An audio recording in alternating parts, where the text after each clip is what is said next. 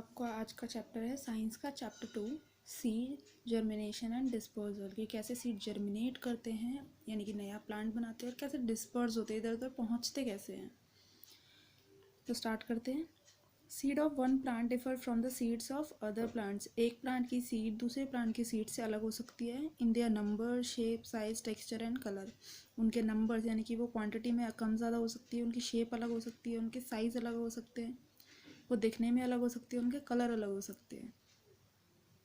तो पहला है स्ट्रक्चर ऑफ सीड। तो ये देखते हैं सीड का स्ट्रक्चर कैसा होता है। After fertilization inside the ovary of flower, जब ये फर्टाइल हो जाते हैं ओवरी के अंदर, हमने देखा था पोलन से ये फर्टाइल होते हैं एग के पास पहुंचकर। तो जब वो फर्टिलाइजेशन हो जाता है the fertilized egg cell divides multiple times to form the embryo. तो वो अलग अलग हिस्सों में डिवाइड होके एम्ब्रियो बनाता है। The plant embryo forms a hard wall around itself. फिर क्या होता है, एम्ब्रियो के आसपास एक हार्ड वॉल आ जाती है, दीवार आ जाती है, and that is then known as a seed. और फिर वो एक सीड बन जाता है। उसके आसपास एक कवरिंग आती है जिससे वो अपने आप को प्रोटेक्ट करता है आसपास की चीज़ों से। ऑल दो सीड्स में differ in size, shape and colour. हालांकि सीड्स जो हैं वो अलग अलग होती हैं साइज़ में, शेप में या कलर में। They have parts which are common, लेकिन उनके जो हिस्से हैं वो एक जैसे ही होते हैं। These are the seed coat. वो सीड कोट होता है, एम्ब्रियो होता है और उसी में फूड सप्लाई होता है। The seed coat is tough. Seed coat tough होता है यानी कि थोड़ा सा हार्ड होता है, एंड वाटर प्रूफ, और उसमें पानी नहीं जाता जल्दी। It covers and protects the embryo and the food supply. ये क्या करता है, ये कवर करके रखता है एम्ब्रियो को और फूड सप्लाई को। एम्ब्रियो वो हिस्सा होता है जहाँ से नया प्लांट उगता है। The embryo is the embryo is the baby plant. Embryo क्या होता है, एक बेबी प्लांट होता है। A part of the embryo, और उसी का पार्ट क्या होता है, एम्ब्रियो का पार्ट होता है रेडिकल ग्रोज इनटू रूट। तो उसमें रेडिकल होती है जो रूट बनती है। The seed has its own food supply. जो सीड है उसका अपना फूड सप्लाई होता है, उसको अपना खाना अपने आप से ही मिलता है। द एंडोस्पर्म, और उसका नाम क्या है, एंडोस्पर्म, जिससे उसको खाना मिलता है। द कॉटिलेडन और सीड लीव। अब कॉटिलेडन या उसी को सीड लीव भी कहते हैं। अब ये क्या है, absorbs the food in the endosperm. ये क्या करते हैं, ये एब्जॉर्ब करने में हेल्प करते हैं। कहाँ से, एंडोस्पर्म से फूड को एब्जॉर्ब करने में हेल्प करते हैं। एंड ट्रांसपोर्टेड टू एम्ब्रियो, और इसको एम्ब्रियो तक पहुँचाते हैं। The baby plant is present between the cotyledons. अब बेबी प्लांट जो है इन्हीं कॉटिलेडन्स के बीच में होता है। It develops a new root system and a shoot system that grows into a new plant. तो यही एक नया रूट सिस्टम और शूट सिस्टम बनाती है जिससे वो एक नया प्लांट बनती है। हम यहाँ पर इस पिक्चर को देखते हैं, इसकी हेल्प से समझ में आएगा। तो यहाँ पर क्या है कि ये एक सीड है जिसके आसपास कवरिंग है, यानी कि वो कवर हो रखा है। जैसे आप चने का दाना देखो, चना जो होता है वो पूरा कवर्ड होता है। अगर आप उसको फुलाएंगे तो क्या होगा, पानी में अगर आप उसको फुलाते हैं तो उसकी सीड कोट सॉफ्ट हो जाती है। तो आप उसको ईजिली समझ सकते हो। तो सीड कोट है उसके ऊपर। अब उसमें क्या होता है, अगर आप उसको थोड़ा और जर्मिनेट करोगे, ये हिस्सा जो है ये मान लीजिए एम्ब्रियो है, तो यहाँ से एक यहाँ पर रेडिकल आती है जिसमें ये रूट अपेक्स होता है। मीन्स ये हिस्सा रूट बनता है और यहाँ पर शूट बनती है इससे, यानी कि ये जो लीव है यहाँ, ये छोटी सी लीव होती है और इसी से शूट यानी कि ऊपर की तरफ स्टेम बनती है। कॉटिलेडन जो होता है वो हेल्प करता है एंडोस्पर्म से खाने को ट्रांसफ़र करने में इस सीड में, और फिर ये यहीं से खाना लेके ये पूरा एंडोस्पर्म होता है जहाँ से जो नया प्लांट है उसको खाना मिलता है। Seeds of bean, rajma and pea have two cotyledons. अब कौन कौन, बीन्स, राजमा और पी, इनके दो कॉटिलेडन होते हैं। यानी कि कॉटिलेडन क्या होता है, इसके दो हिस्से होते हैं। जैसे कि आपने देखा होगा चने को या मटर को आप अगर अलग अलग करेंगे तो वो दो हिस्सों में अलग हो जाता है। तो यही क्या होती है, ये कॉटिलेडन्स होते हैं। Each half of the seed is a cotyledon. दोनों ही हिस्सों को कॉटिलेडन कहते हैं। These cotyledons absorb all the food supply. ये सारा खाना एब्जॉर्ब करते हैं फूड सप्लाई में से, यानी कि एंडोस्पर्म में से। सीड्स विद टू कॉटिलेडन्स, जिनमें दो कॉटिलेडन्स होते हैं, आर कॉल्ड डाइकॉटिलेडन्स और डेकॉट्स। तो इन्हीं को डाइकॉटिलेडन्स या डाइकॉट्स कहते हैं। Seeds of corn, rice and मेज हैव ओनली वन कॉटिलेडन। जैसे कि आपने देखा होगा मक्के में, चावल में या मेज़ में ये जो होते हैं ये सिर्फ सिंगल कॉटिलेडन होते हैं, इनमें एक ही कॉटिलेडन होता है। सच सीड्स आर कॉल्ड मोनोकॉटिलेडन्स और मोनोकॉट्स। तो इन्हीं को मोनोकॉटिलेडन्स कहते हैं या मोनोकॉट्स कहते हैं, क्योंकि ये सिंगल एक ही होते हैं। Next is germination of seeds. अब सीड्स कैसे जर्मिनेट करती है, यानी कि नया प्लांट कैसे बनती है। तो पहले हम एक बार एक पिक्चर देखते हैं इसकी। ये छोटा सा सीड है, ये थोड़ा थोड़ा ग्रो करता है, फिर धीरे धीरे इस तरह से इसमें से कॉटिलेडन अलग हो जाता है और ये फिर नया प्लांट बनने लगता है। तो अब हम इसको रीड करेंगे। Germination is the development of new plant from a seed. Germination क्या है, एक प्रोसेस है जिससे नया प्लांट बनता है। टू जर्मिनेट करने के लिए अब क्या करना है, अ सीड नीड्स 3 थिंग्स। इसको 3 चीज़ों की ज़रूरत है, पानी की, ऑक्सीजन की और सही टेम्परेचर की। यानी कि उनको सही टेम्परेचर चाहिए उस सीड को जो उसको ज़रूरी है। Soak any kind of seed in water. पानी के अंदर आप कोई भी सीड को सोक करो। अब यहाँ पे एक एक्सपेरिमेंट है जो आपको करके देखना है। कोई भी सीड लीजिए, जैसे कि चना है, अब चने को ही देखिए, आपको उसको क्या करना है, पानी में उसको सोक करना है ओवरनाइट, यानी कि पूरी रात के लिए। The seed first absorb water through its hole. उसमें एक होल होता है, आपने देखा होगा चने में एक होल होता है छोटा सा, तो वो उसकी हेल्प से पानी को अब्जॉर्ब करता है, क्योंकि सीड कोट तो वाटर प्रूफ होता है तो वो तो पानी नहीं ले सकता, तो उसमें एक छेद होता है जिसकी हेल्प से वो पानी को अब्जॉर्ब करता है। द सीड स्वेल, फिर सीड क्या होता है, स्वेल हो जाता है, फूल जाता है, and become larger as water enters in them. तो फिर वो क्या होता है, अपना साइज बढ़ा देता है क्योंकि उसके अंदर पानी आ जाता है। The seed coat softens and then breaks, और फिर सीड कोट क्या होता है, सॉफ्ट हो जाता है और ब्रेक हो जाता है। Soon a tiny root appears from the seed and grows downward. अब अगर आप उसको और थोड़ा सोक करेंगे और या आप उसको निकाल भी लेंगे, अगर आप 2-3 दिन उसको रखेंगे तो उसमें आपको एक छोटा सा रूट नज़र आने लगेगा जो कि नीचे की तरफ नीचे की तरफ झुकना शुरू हो जाएगा। A shoot which will become stem, और फिर उसमें एक शूट भी आएगी जो स्टेम बनेगी बाद में। और lodge also appears and grows downward, और वो नीचे की तरफ जा रही होगी। The seed with a small root and a small shoot. अब जब एक सीड में स्मॉल रूट, छोटा सा रूट और शूट आ जाते हैं तो उसे सीडलिंग कहते हैं। Later the first leave appears, फिर बाद में क्या होता है, एक पहली लीव नज़र आती है on the stem, and the seed coat drops off, और सीड कोट क्या होता है, ड्रॉप, गिर जाता है। हमने यहाँ पे अभी देखा था कि सीड क्या होता है, पहले धीरे धीरे उसमें से रेड, यहाँ पर एक शूट और रूट सिस्टम ग्रो करता है, फिर क्या होता है, जो शूट है ये ऊपर की तरफ बढ़ना शुरू होती है और रूट नीचे की तरफ जाना शुरू होती है, और फिर क्या होता है, इसमें से ये सीड कोट जो है अलग हो जाता है और कॉटिलेडन उसमें से अलग होकर गिर जाता है। By this time the leaves of the growing plant can already make food by the process of photosynthesis. अब जब वो इतना ग्रो हो चुका है, वो इतना बड़ा हो जाता है कि वो अपना खाना खुद से बनाना स्टार्ट कर देता है। The plant will use this food as it continues to grow, और फिर प्लांट इतना ग्रो कर जाता, इतना फिर वो फोटोसिंथेसिस की प्रोसेस से अपना फूड खुद बनाना शुरू कर देता है और ग्रो करने लगता है। Next is seed disposal. अब सीड कैसे डिस्पर्स करते हैं, यानी कि कैसे इधर उधर पहुंचते हैं, फैलते हैं। The seed dispersal is the process of spreading seeds different places. Seed dispersal क्या है, एक प्रोसेस है सीड्स को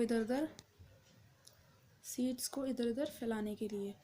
seeds need to be disperse, seed को डिस्पर्स होना बहुत ज़रूरी है, because if they are not disperse, अगर वो डिस्पर्स नहीं होते हैं, many germinating seedlings will grow very close to the parent plant. तो फिर वो एक ही जगह पर बहुत सारे प्लांट सीडलिंग्स अपनी ही जगह पर ग्रो हो जाएंगे, यानी कि आसपास ही ग्रो होंगे। This will result in competition. अब क्या होगा, इसकी वजह से कॉम्पिटिशन हो जाएगा बिटवीन सीडलिंग्स, बहुत सारी सीडलिंग्स में, एंड द पेरेंट प्लांट, और जो जिस प्लांट से वो सीडलिंग बनी है उनमें भी। द कॉम्पिटिशन इज, अब कॉम्पिटिशन किस चीज़ का होगा, लाइट का, स्पेस का, वाटर का और न्यूट्रिएंट्स का। मीन्स उनको एक जैसी ही लाइट चाहिए, एक जैसा स्पेस चाहिए यानी कि जगह चाहिए, एक जैसा पानी चाहिए, यानी जितना क्वांटिटी का पानी उन्हें चाहिए उतना ही उस दूसरे प्लांट को भी चाहिए होगा। एंड न्यूट्रिएंट्स, तो एक ही जगह पे अगर उनको सारी चीज़ें एक जैसी ही चाहिए होंगी तो उनको प्रॉब्लम होगी। All of these are important for plants to grow, क्योंकि सभी प्लांट्स को ये सारी चीज़ें ज़रूरी होती हैं ग्रो करने के लिए। Seed dispersal also creates new colonies and prevents over crowding.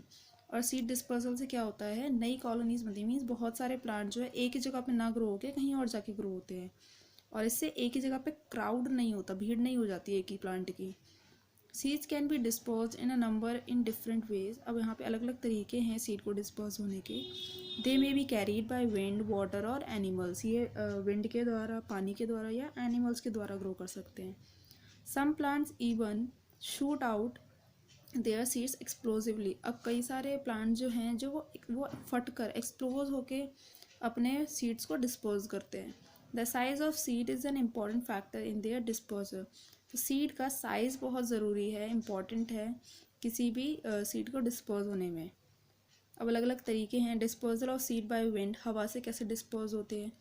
In order to be carried by the wind, अब अगर हवा से इनको डिस्पर्स होना है तो क्या चाहिए, seeds disperse must be light. अब सीड जो है वो हल्का होना चाहिए, स्मॉल होना चाहिए, so that they can be carry to greater distance, ताकि वो काफ़ी दूरी तक जा सकें।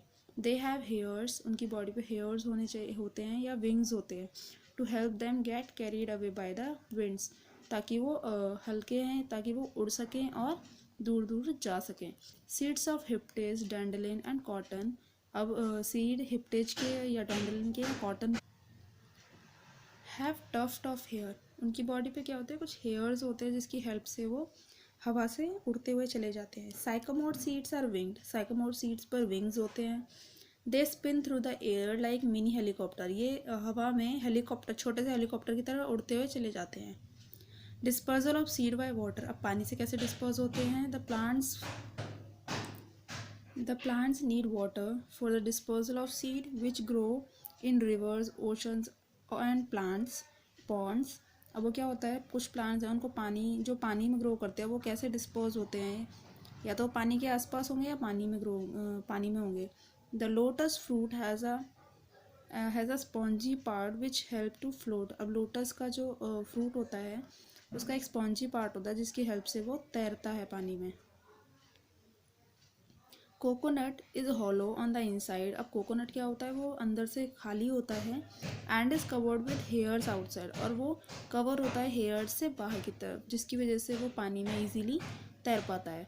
This makes it light and hence it can be carried by flowing water over a long distance, तो कई दूरी तक ये आसानी से तैर कर जा सकता है। नेक्स्ट है disposal of seed by animals and humans, अब ये एनिमल्स या ह्यूमन की हेल्प से कैसे डिस्पोज होता है।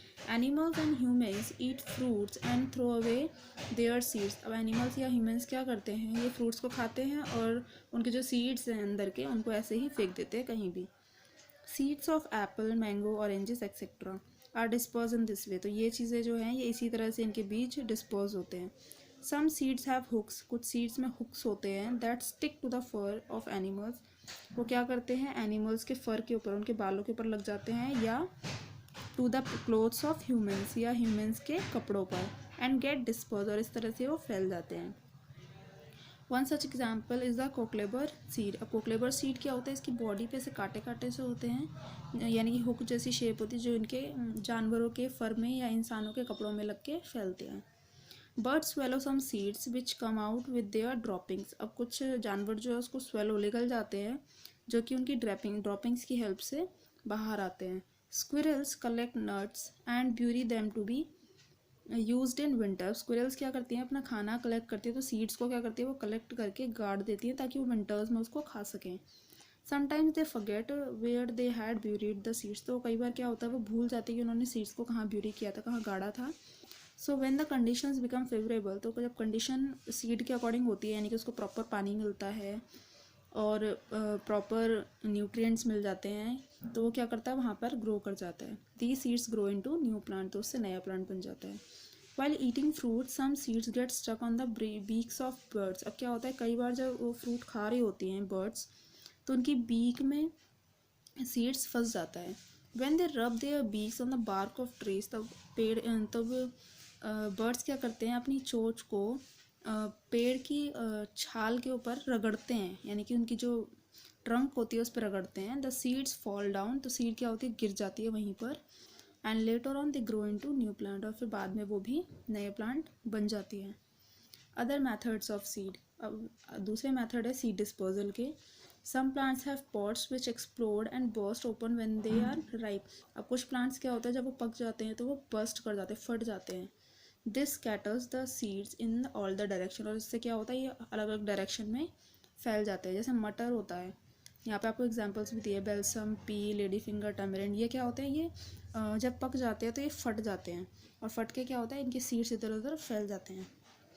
Poppy seed heads when dried by the sun, अब पॉपी सीड क्या होते हैं, पॉपी सीड्स क्या होते हैं, ये इनके ऊपर की तरफ छेद होता है, have little holes all around there top. They shake, ये शेक करते हैं व्हेन इट्स विंडी, जब हवा चल रही होती है। And the tiny seeds are thrown out through the holes, तो क्या होता है उन्हीं होल्स के थ्रू ये बाहर आ जाते हैं। The causing of the fruits from trees such as chestnut split when they fall on the ground, the fruit then roll away from the tree. अब क्या होता है चेस्टनट में वो ऊपर से पेड़ों के ऊपर से गिर जाते हैं, फिर रोल डाउन होकर इधर उधर फैल जाते हैं। तो यहाँ पे तीनों सीड्स दिखाए। टैमरिंड सीड्स जो होता है वो एक्सप्लोड करके होता है। पॉपी सीड्स में ऊपर की तरफ होल होता है जिसकी जब हवा चलती है तो वो उसकी हेल्प से बाहर बिखर जाते हैं। और चेस्टनट राउंड होता है, जब वो ज़मीन पे गिरता है तो वो रोल डाउन होकर इधर उधर फैल जाता है। Next topic reproduction in plants. अब प्लांट्स में रिप्रोडक्शन कैसे होता है, तो रिप्रोडक्शन हमने पढ़ा था कि प्लांट जो है क्या करते हैं अपने जैसे ही दूसरे प्लांट्स बनाते हैं। तो अब ये प्रोसेस कैसे होती है।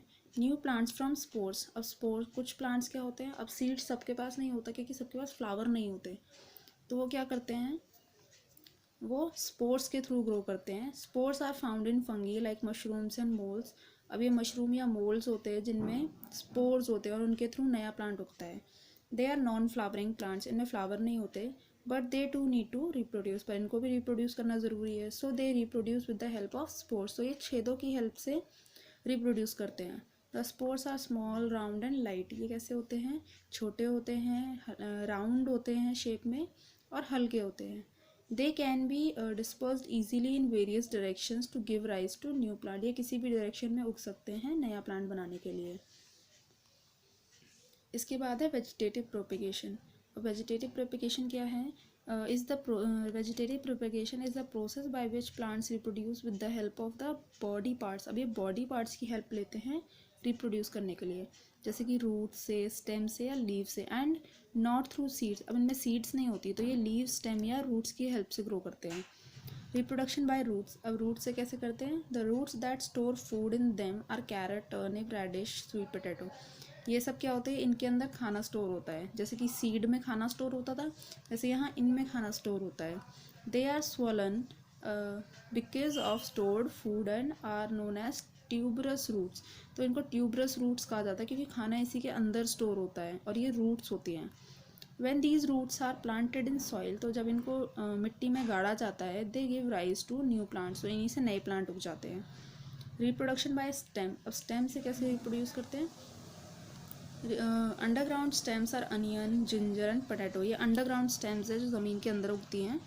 दे also have food store in them, इनमें भी खाना स्टोर होता है, जैसे कि आलू है इनके अंदर खाना स्टोर होता है। These stems bear buds from which new plants grow, तो इनके बॉडी पर ही बर्ड्स होते हैं जिनकी हेल्प से न्यू प्लांट उगता है। Next reproduction by leaves. अब लीव्स से भी रिप्रोडक्शन होता है, यानी उनकी पत्तियों से भी रिप्रोडक्शन होता है। Some plants have leaves which develop buds on their margins. कुछ प्लांट्स ऐसे होते हैं जिनके मार्जिन पे, यानी कि जिनके साइड पर बर्ड्स होते हैं लीव्स के, और वहाँ से वो नया प्लांट उगाते हैं। These buds develop into plantlets which later separate out from the parent plant and grows into new plants. इनमें प्लांटलेट्स होते हैं, लीव्स के साइड में उगते हैं ये, और फिर ये प्लांट से अलग हो जाते हैं, गिर जाते हैं और फिर नया प्लांट उगा देते हैं। अब इनका एग्जाम्पल क्या है, ब्रायोफाइलम और बेगोनिया। ये दोनों प्लांट्स ऐसे हैं जो कि इसी तरह से उगते हैं। Next is reproduction by stem cutting. अब स्टेम कटिंग से कैसे रिप्रोडक्शन करते हैं, in the process of reproduction by stem cutting, जब रिप्रोडक्शन होती है स्टेम कटिंग से, a small piece of mature stem with some buds on it, उसकी एक मिच्योर स्टेम ली जाती है, यानी कि एक पूरी बनी हुई स्टेम होती है जिसके बॉडी पर बर्ड हो, यानी कि जिसकी स्टेम पर बर्ड्स हो, is cut off from the parent plant, तो उस पेरेंट प्लांट में से उसको कट कर लिया जाता है। This piece of stem is then planted into the soil, फिर उसी को मिट्टी में काटते हैं, एंड वाटर्ड रेगुलरली, और उसको पानी दिया जाता है। आफ्टर सम टाइम, कुछ टाइम के बाद, it develops roots and buds and grows into new plant, और फिर वही बाद में न्यू प्लांट बन जाती है। Plants grow in this way include rose, sugarcane, bougainvillea, cactus and hibiscus। तो ये इनके एग्जाम्पल्स हैं जो इसी तरह से उगाए जाते हैं। तो यहाँ पर आपको दिखाया हुआ है ये रोज़ की स्टेम है जिसको कट करके उसको उगाते हैं ना। Crops and cultivation. अब क्रॉप्स जो फसल होती है और उसको कैसे कल्टीवेट किया जाता है, crops are the plants which are grown by farmers. Crops क्या हैं? वो प्लांट्स हैं जो फार्मर्स उगाते हैं to get food and other useful products, food को उगाने के लिए या दूसरे प्रोडक्ट्स को बनाने के लिए। Growing crops in the field is known as cultivation. जब क्रोप्स ग्रो हो जाती हैं तो उन्हीं को क्या कहते हैं? Cultivation. Kharif crop like rice, maize, jowar, bajra, peanuts, jute and cotton are grown in summer. इनको खरीफ क्रॉप कहते हैं और ये समर्स में उगती हैं। और राबी क्रॉप जैसे कि वीट, बार्ले, ये विंटर्स में उगाई जाती हैं। अब ग्रोइंग क्रॉप्स के बारे में जानते हैं। Healthy crops are important because they help in feeding the people of the country. Healthy crops क्यों ज़रूरी है? क्योंकि वो कंट्री के लोगों को ग्रो करने में हेल्प करती है, उनको खाना खिलाने में हेल्प करती है, फीडिंग में हेल्प करती है। There are several things that farmers keep in mind while growing crops. तो यहाँ पे कई सारी चीज़ें होती है जो फार्मर्स अपने ध्यान में रखते हैं जब वो क्रॉप्स को उगाते हैं। Good crop aids to the wealth of the nation. और अच्छी क्रॉप होगी तो हमारी नेशन अच्छी होगी। There are different stages of for growing healthy crops. तो अलग अलग तरीके हैं अच्छी क्रॉप उगाने के। सबसे पहला स्टेप है, अब यहाँ पे स्टेप्स दिए हैं, आपको इनको भी याद रखना है। तो पहला स्टेप क्या होता है? Ploughing the field. फील्ड को प्लफ किया जाता है, यानी कि उस मिट्टी को जो अच्छी मिट्टी है नीचे की तरफ, उसको बाहर की तरफ लाया जाता है। The first preparation for growing crops is known as ploughing. तो ये पहला स्टेप है किसी भी ग्रोइंग क्रॉप के लिए। The purpose of ploughing is to turn over the upper layer of the soil and bring the fresh nutrients to the surface. अब ये क्या है? ये इसलिए यूज़ होता है कि ये नीचे से अच्छी न्यूट्रिएंट वाली मिट्टी को ऊपर लाया जा सके। It also helps in burying the weeds and the remains of previous crops। और ये और किस लिए काम आता है? ये ऊपर के जो पहले की क्रॉप उगाई गई है उसके रिमेन्स को, उसके बचे हुए हिस्सों को नीचे करने के लिए। allowing them to break down, ताकि वो ब्रेक डाउन हो सके और उससे मिट्टी फिर से थोड़ी अच्छी हो सके। Ploughing aerates the soil and allows it to hold moisture. और फिर इससे क्या होता है? प्लफिंग अच्छी होती है और मिट्टी भी अच्छी होती है और वो मॉइस्चर को होल्ड करने में हेल्प करती है। Next is sowing the seed. अब सीड को सो किया जाता है, यानी कि गाड़ा जाता है। The process of planting healthy seeds is known as sowing. Next step, addition of fertilizers. अब उसी में फर्टिलाइजर्स ऐड किए जाते हैं। For the better growth of crops farmer mix fertilizer in the soil to make it rich and full of minerals. यानी कि अब क्या किया जाता है? उसमें फर्टिलाइज़र ऐड किए जाते हैं ताकि मिट्टी जो है वो अच्छी हो जाए और उसमें वो मिनरल से भर जाए। There are two types of fertilizer. अब दो तरह के फर्टिलाइज़र होते हैं, एक मैन्यूर होता है और एक केमिकल फर्टिलाइज़र होता है। मैन्यूर जो होता है, it is natural fertiliser made from remains of dead and decaying plants और फ्रॉम काउ डंग। अब मैन्यूर कैसे बनाया जाता है? ये नेचुरल फर्टिलाइज़र होता है जो कि डेड प्लांट्स और डिकेइंग प्लांट्स से बनता है। केमिकल फर्टिलाइज़र जो हैं ये मैन मेड होते हैं, जो कि यूरिया, नाइट्रेट्स और फॉस्फेट्स, ये केमिकल्स है जिनकी हेल्प से इनको बनाते हैं। अगला स्टेप है irrigation. Irrigation is the process in which water is supply to land artificially. अब इरिगेशन क्या है? इस प्रोसेस में पानी दिया जाता है लैंड को। Crops need water to grow. अब क्रॉप्स को क्या चाहिए? पानी चाहिए ग्रो करने के लिए। Farmers water their crops at the right time in the right amount. तो फार्मर्स क्या करते हैं? क्रॉप्स को पानी देते हैं जितनी मात्रा में उनको चाहिए। Next step, crop protection. अब क्रॉप को प्रोटेक्ट किया जाता है, बचा के रखा जाता है, क्योंकि जानवर होते हैं वो खा जाएंगे। Crops need to be protected from herbivorous animals at the time it grows. तो उनको ऐसे जानवरों से बचा के रखना होता है जो हरी चीज़ें खाते हैं, यानी कि उनकी क्रॉप्स खा सकते हैं। This is done by creating a fence around the field. तो वो क्या करते हैं? फेंसिंग कर देते हैं, यानी कि आसपास इस तरह से कवर कर देते हैं कि उसके अंदर जानवर ना आ सके। Besides this, pest like rats, mice and insect are can harm the crops. अब ये भी हार्म कर सकते हैं। पेस्ट हो गए जैसे कि रैट्स हो गई या माइस हो गए, इंसेक्ट हो गए, तो इनसे भी बचा के रखना बहुत ज़रूरी है क्रॉप्स को। Farmers use pesticides and insecticides to kill the pest. तो वो पेस्टिसाइड और इंसेक्टिसाइड्स का यूज़ करते हैं पेस्ट को मारने के लिए। अब यहाँ पे नाम दिए हुए हैं आपको इनके, DDT एंड गैमेक्सिन। ये कॉमन इंसेक्टिसाइड्स है जो नॉर्मली फार्मर्स यूज़ करते हैं। Next, harvesting and storage. ये लास्ट स्टेप है इसमें। Harvesting is the process in which crops are cut down when they are ripen. जब हार्वेस्टिंग कब की जाती है? जब क्रॉप्स पूरी तरह से पक जाती हैं और फिर उनको कट डाउन करने का टाइम आता है। After harvesting grains like wheat and rice are stored in godowns. तो जब ये पूरी तरह से कंप्लीट हो जाती हैं, जैसे कि वीट है या राइस है, तो इनको गोडाउंस में स्टोर कर दिया जाता है हार्वेस्ट करने के बाद। This protect them from getting spoiled. तो ये इससे क्या होता है स्टोरिंग से कि जो क्रॉप्स हैं वो मॉइस्चर की वजह से ख़राब नहीं होंगी, या किसी भी रैट, बर्ड या इंसेक्ट की वजह से खाई नहीं जाएंगी। वो खा लेते हैं ना उनको, तो उसको स्टोर करके रखते हैं ताकि वो इसको ना खाएं। Vegetables and fruits can not be stored for a long time. लेकिन वेजिटेबल और फ्रूट्स जो है इनको ज़्यादा टाइम के लिए स्टोर करके नहीं रखा जाता है एट द रूम टेम्परेचर, क्योंकि रूम टेम्परेचर पे ख़राब हो सकते हैं। फ्रूट्स वेजिटेबल को स्टोर करते हैं कोल्ड स्टोरेज में, ठंडी जगह पर। अब यहाँ पर एक बार स्टेप्स को हम दोबारा से देखते हैं। सबसे पहले होती है प्लफिंग। उस मिट्टी को हल चलाकर हल्का किया जाता है, नीचे की मिट्टी को ऊपर लाया जाता है ताकि न्यूट्रिएंट्स ऊपर आ जाए। उसके बाद उसमें फर्टिलाइज़र ऐड किए जाते हैं, फिर उसमें इरिगेशन की जाती है, मीन्स पानी दिया जाता है उसको। फिर उसमें जब वो उग जाती है तो उसमें पेस्टिसाइड्स डाले जाते हैं ताकि उसमें पेस्ट मर जाएँ। उसके बाद उसे हार्वेस्ट किया जाता है, यानी कि काट लिया जाता है और फिर स्टोर किया जाता है। तो ये चैप्टर यहीं का कंप्लीट होता है।